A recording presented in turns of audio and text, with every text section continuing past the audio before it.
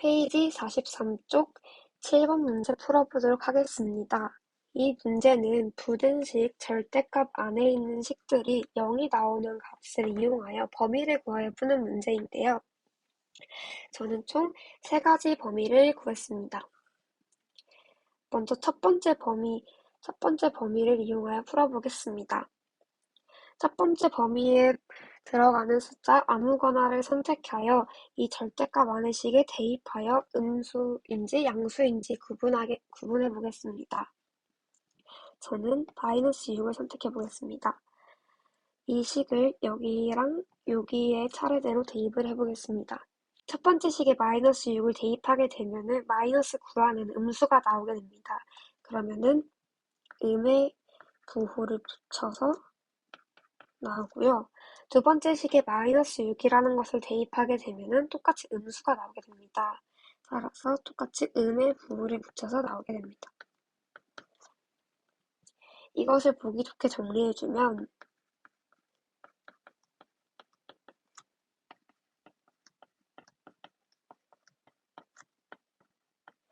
x는 -3분의 10보다 크거나 같다라는 식이 나오게 됩니다.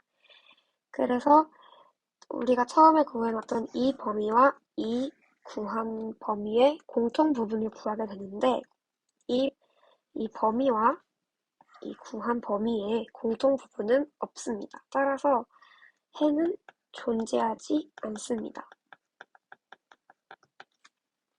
두 번째 범위를 이용해서 문제를 풀어보겠습니다. 이 범위에 들어가는 숫자 하나를 선택을 해주세요. 저는 1을 선택해 보겠습니다.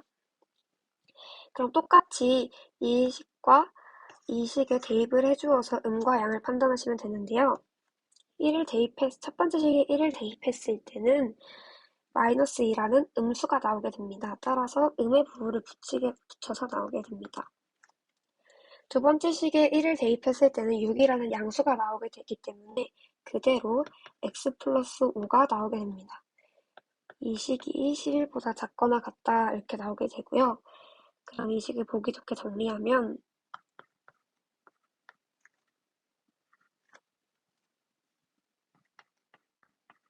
이렇게 나오게 됩니다. 그러면은 이 범위와 이 범위 외의 공통 부분을 구하면 수직선을 통해서 구해보겠습니다. x는 -5보다 크고 3보다 작거나 같습니다. 그리고 x는 0보다 큽니다. 그럼 따라서 공통 부분은 이 부분이 되고 이 두 번째 범위의 해는 이것이 되게 됩니다. 마지막 세 번째 범위를 통해서 문제를 풀어보겠습니다.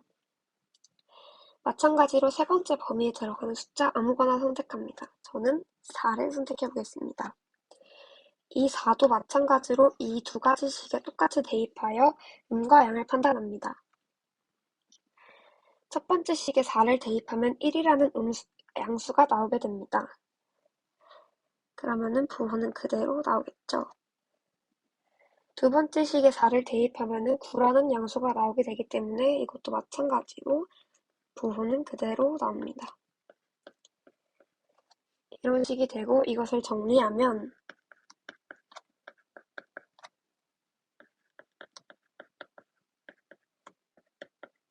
이렇게 나오게 됩니다.